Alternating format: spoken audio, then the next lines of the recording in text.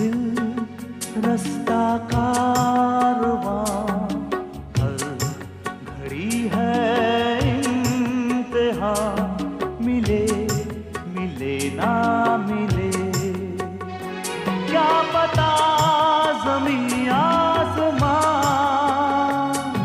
ज़मीं आसमां।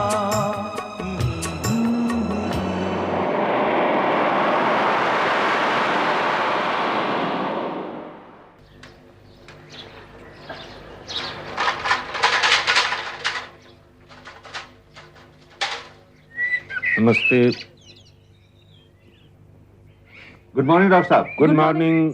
एक minute doctor साहब, मैं आज आपको फोन करने वाली थी। कल रात मुझे बहुत जोरों से घबराहट हुई। एक मिनट, हाँ। दिल इतना जोरों से धड़कने लगा जैसे ही आप में थी, ऐसा लगता मैं गई। कौन है? सवेरे सवेरे बीमारी का नहीं, भगवान का नाम लिया करते हैं। सुन लीजिए। अरे आपका मर्ज ये है डॉक्टरों की सलाह लेना, और आपकी इसी मर्ज की वजह से हम डॉक्टरों की रोजी रोटी चलती है। खैर, अपॉइंटमेंट लेकर क्लिनिक में आ जाइएगा। सुन लिया ना? हमें भी अपॉइंटमेंट लेके आना पड़ेगा डॉक्टर बलदेवराज। अरे दमयंती, तुम कब लौटी? बस अभी अभी पहुंच रही हूँ। एयरपोर्ट से आई तो आते ही देखा कि आखिर आपने हमारे पड़ोस में मकान बनवा ही लिया है। यही सोच के गेट पे खड़ी हो गई कि डॉक्टर बलदेवराज की सुबह की सैर से लौटने का वक्त हो गया है।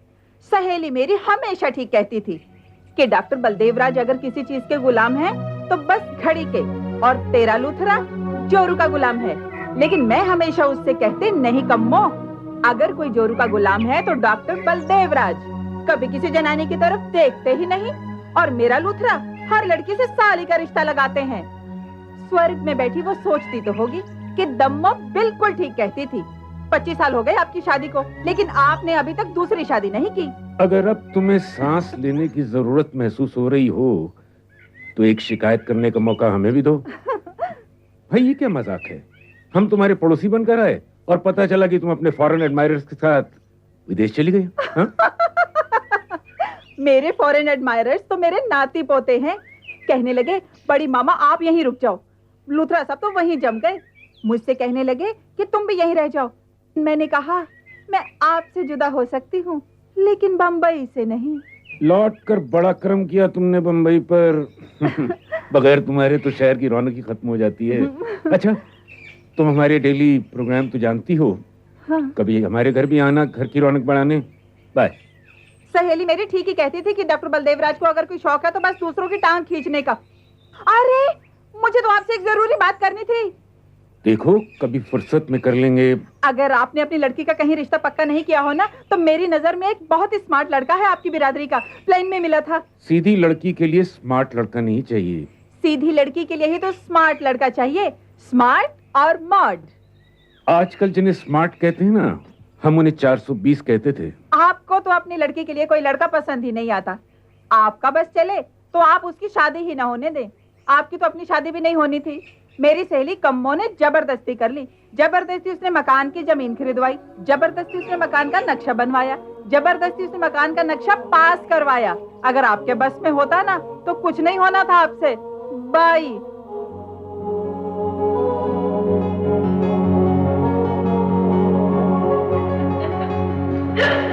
तुमसे तो यही उम्मीद थी बलदेव की नक्शे में खोट निकालना। मकान बनकर तैयार होने दो, देखते रह जाओगे। शहर से इतनी दूर मकान बना रही हो, मुझे तो देखने जाने की भी फुर्सत नहीं होगी। तुम्हारी सहेली उस बियाबान में मकान बना रही है, तो क्या जरूरी है तुम भी वहीं बनाओ? दम्मो कह रही थी कि जिस रफ्तार से आबादी बढ़ रही है, 5-1 साल में वही बियाबान शहर का पॉश इलाका बन जाएगा। तुमने नक्शे में जितने कमरे रखवाए ना, उससे तो ऐसा जान पड़ता है कि आबादी को बढ़ाने के लिए तुम्हारा अच्छा खासा हाथ रहने वाला है।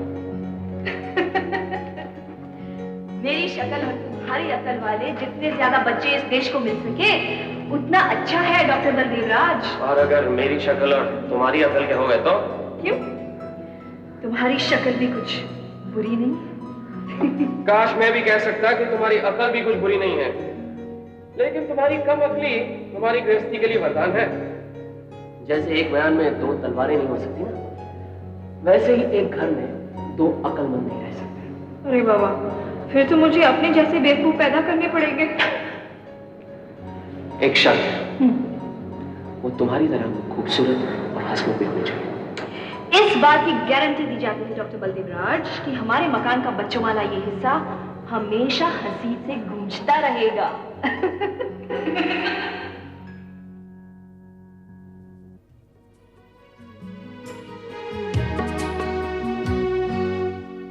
एक महक बाकी उस पिछले मौसम की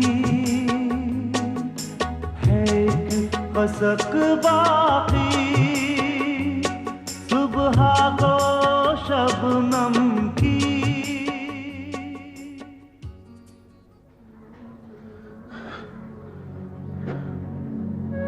अंधेरा करके क्यों बैठी है? जी क्यों का जवाब जी होता है क्या? जी जी नहीं। जी और जी नहीं एक साथ नहीं कहते।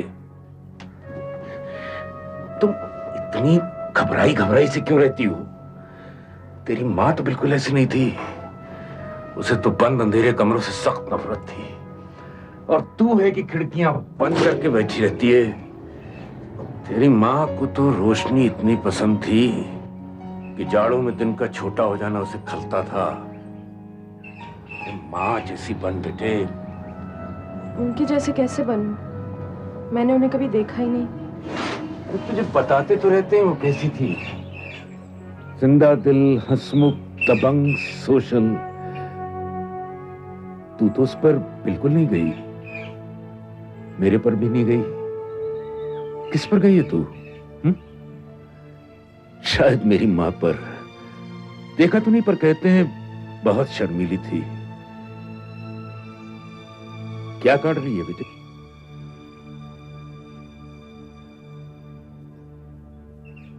ओह, जुगल जी की तस्वीर। तो शन्नू ने तुझे भी राधा कृष्ण की भक्तन बना ही दिया।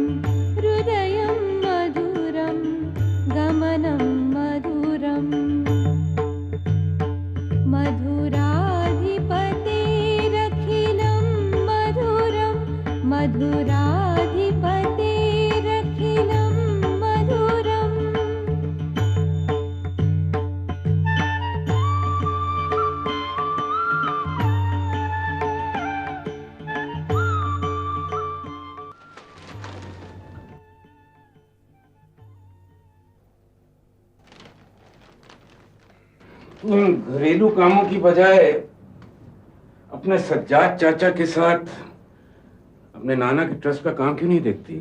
पापा, आज तक आप ही देखते आए हैं। आप ही देखिए। अरे मैं कब तक देखूंगा, और क्यों देखूं? अगर तेरे नाना के पैसों में मुझे इंटरेस्ट होता तो शादी के वक्त ही नहीं ले लेता। मैं जरा नाश्ते का देखती।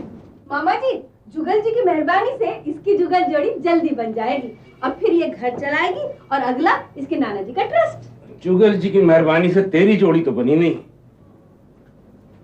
जीजी की तो मंगली होने से। अरे अगर इसकी विधवा माँ के पास दहेज देने के लिए पैसा होता ना, तो मंगल वंगल सब अनदेखा कर दिया जाता। अरे मामा जी, मुझे यहाँ पर किस बात की कमी है?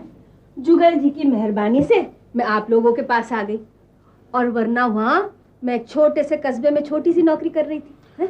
जुगल जी की मेहरबानी का तो पता नहीं, अलबत्ता हमने तुझे जरूर बुला दिया, वो भी गुणवती के कहने से, कि तू हमारी बुद्धू बेटी को होशियार बना देगी।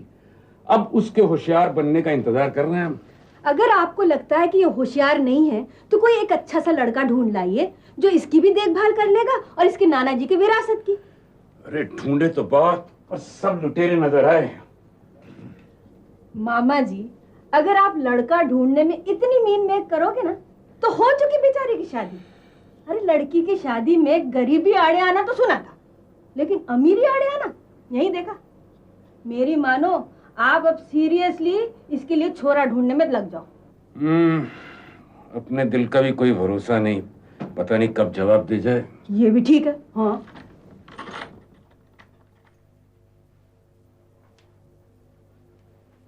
लाड़ो बधाई हो, तेरी शादी होने वाली है। पापा की हार्ट ट्रबल बढ़ गई है शायद। अरे वो तो तेरी शादी की चिंता में बढ़ती रहती है।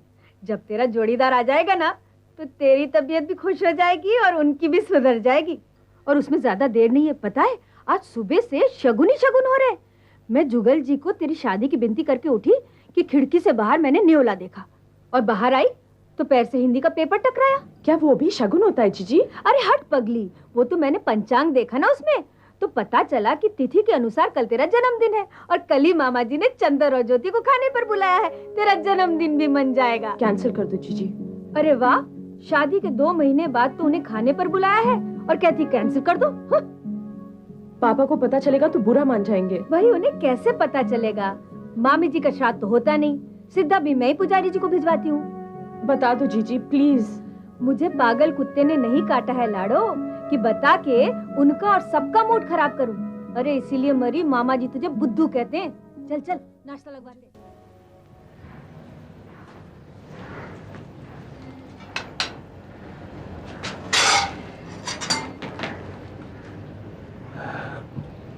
क्या बात है बेटे, कुछ कहना चाहती हो?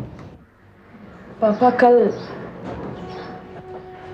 साफ साफ कहो, क्या कहना चाहती हो? मामा जी ये यूं कहना चाह रही है कि कल आपने ज्योति और चंदर को खाने पर बुलाया है, तो क्लिनिक में नर्स को नोट करवा दीजिएगा, वरना भांजी जमाई आके बैठे रहेंगे और आप मरीजों में उलझे रहेंगे। जब मैंने इनवाइट किया था तभी नोट करा दिया था। वैसे चंदर आकर पैसों की ही बात करेगा, अभी तो दूर की भांजी भी आई है। अगर बिटिया ब्याह देता तो निहाल ही कर देता। अजी सूद पे पैसे मांग रहा है, कौन सा लूट रहा है आपको? और वैसे भी मामा जी, आपने खाम खाई चंदर को रिजेक्ट किया स्मृति के लिए। ज्योति तो बड़ी खुश है। क्यों नहीं खुश होगी, वो भी उसी की तरह खोखली है। थोथे से थोथी मिले, कर कर लंबे हाथ। पापा। मुझसे कुछ कहने से पहले तुम्हें शन्नो की इजाजत लेनी पड़ती है क्या? पापा कल। कल कल क्या लगा रखी है? मुझे आधे अधूरे बातों से सख्त नफरत है। पापा कल मम्मी का श्राद्ध है और कल ही ज्योति जीजी और चंदर जीजा जी को।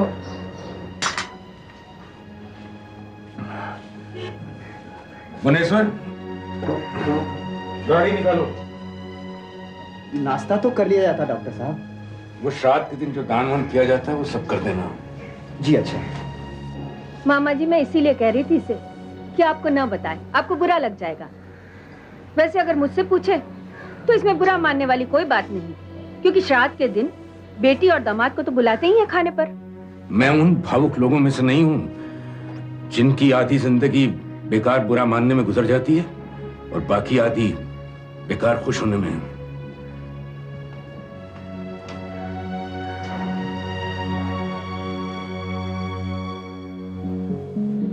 तुझे कितना तो रोका लाड़ो, लेकिन तू तो रोने रुलाने के लिए जन्मी है अभागन।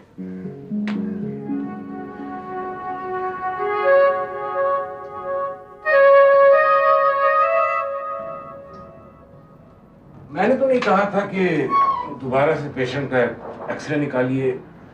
मैंने तो कहा था कि 3 महीने तक दवा देनी होगी और सुई लगेगी। आप ऐसा कीजिए, ये एक्सरे लीजिए और इसे फाड़ डालिए। पता नहीं किस अनाड़ी ने लिया है। अगर आपको पैसे ही खर्च करने का शौक है तो डॉक्टर अग्रवाल से नया एक्सरे निकलवा लीजिएगा।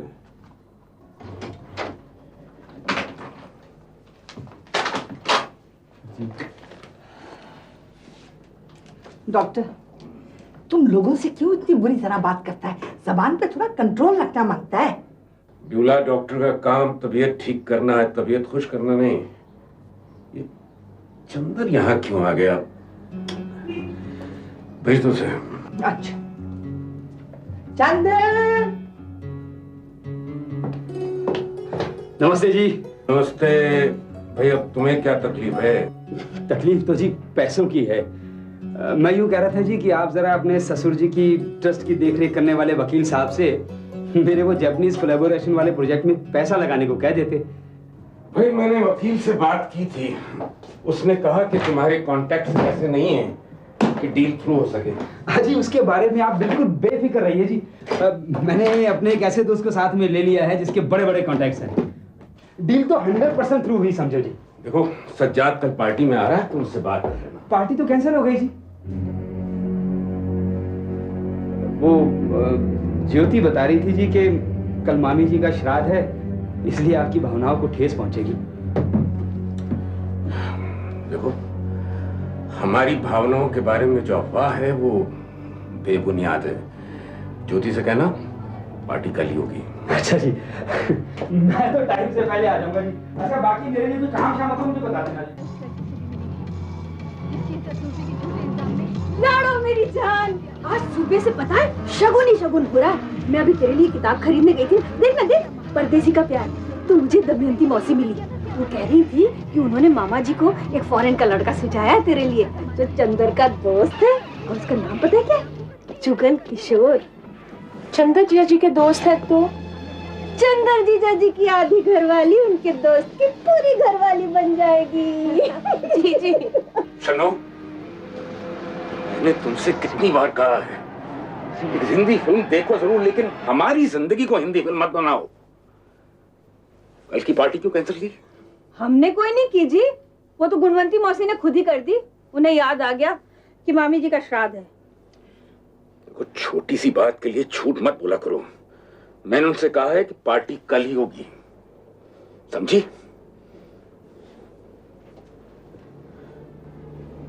स्मृति, एक बात हमेशा याद रखना, मुझे दो बातों से सख्त नफरत है, एक भावुकता और दूसरी बनावट। मामा जी, अगर आप भावुक नहीं हैं, तो क्यों इस बेचारी के जन्मदिन को मामी जी के मरण दिन के रूप में ही याद किए जाते हैं?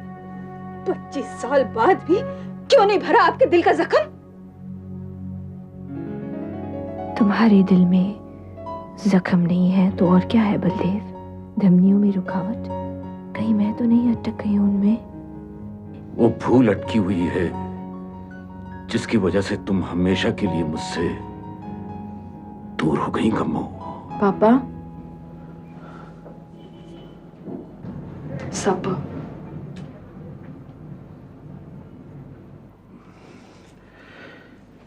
तुम क्यों लाई?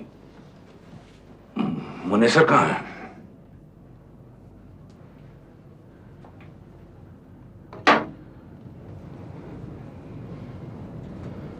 मुझे माफ कर दीजिए।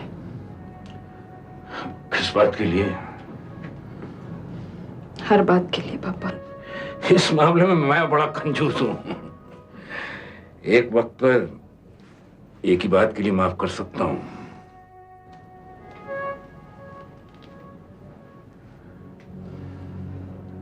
आई एम सॉरी पापा, मैंने जन्म लिया।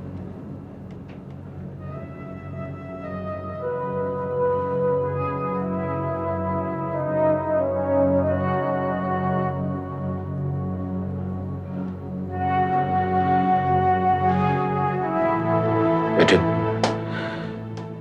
इंसान अपनी मौत के लिए तो जिम्मेदार हो सकता है कभी कभी, पर जन्म के लिए नहीं। तेरे जन्म लेते वक्त तेरी मां गुजर गई, इसमें मेरा दोष था। मैं उसका पति नहीं, डॉक्टर भी था।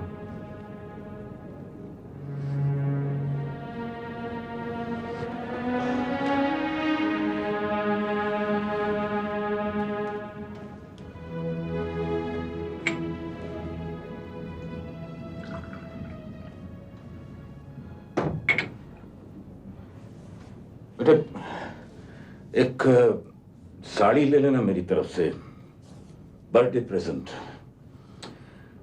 और सबको बताना कि तुम्हारे बर्थडे की पार्टी है।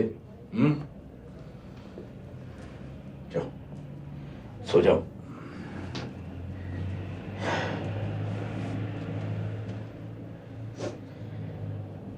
थैंक यू पापा, आपने मुझे माफ कर दी।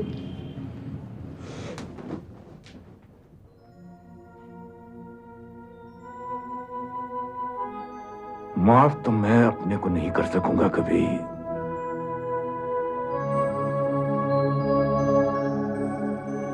कुछ अलग ही थी परदेसी की हर अदा, कुछ जुदा ही था उसका रंग रूप, उसका रंग ढंग। जो एक बार देखता वो बार बार देखता, क्योंकि हर बार उसके इंद्रधनुषी व्यक्तित्व का कोई एक पहलू अनदेखा रह जाता।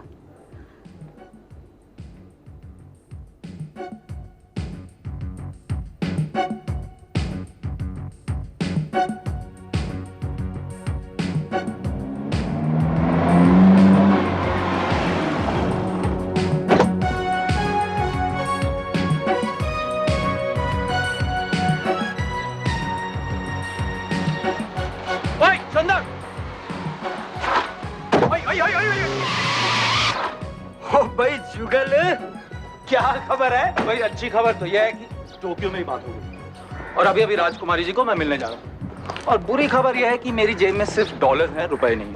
तो इसलिए अभी तू जहाँ भी जा रहा है, तू इस टैक्सी में जा और गाड़ी मेरे को दे दे।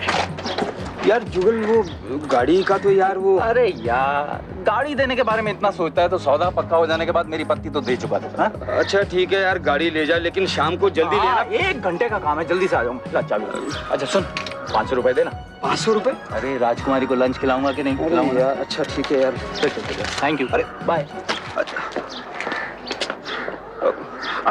अच्छा सुन, वो गाड़ी जल्दी ले आना यार, पार्टी में जाना शाम को। या ओके।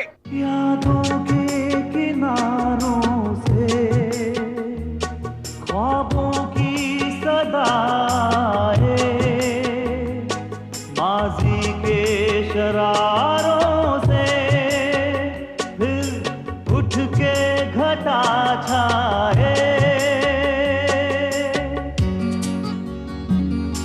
खिले खिले ना खिले फिर तेरा मेरा गुलसिता, ज़मीं आसमां,